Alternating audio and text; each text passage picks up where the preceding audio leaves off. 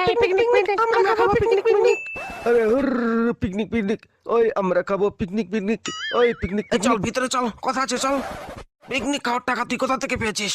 রঞ্জুদা, তুমি তো ভালো করেই জানো আমি সারাদিন টোটো চালিয়ে। একটু আগে আমার বাজারে যাওয়ার সময় পচার বাপের সাথে দেখা হয়েছিল।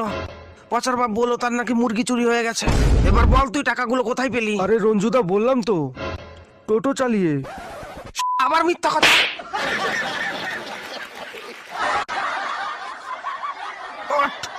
বল টাকাগুলো তুই কোথায় পেলি বল।